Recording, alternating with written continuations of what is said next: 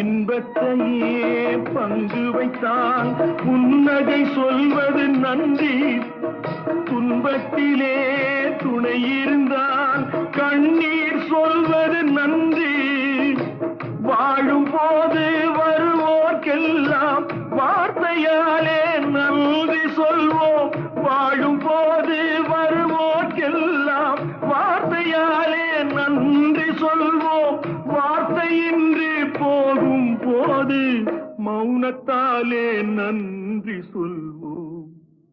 அந்த 4 பேருக்கு நன்றி, 4 பேருக்கு நன்றி, அந்த 4 பேருக்கு நன்றி. தாயில்லாத அனாதைக்கெல்லாம் தோள் கொடுத்து தூக்கிச் செல்லும் 4 பேருக்கு நன்றி, அந்த 4 பேருக்கு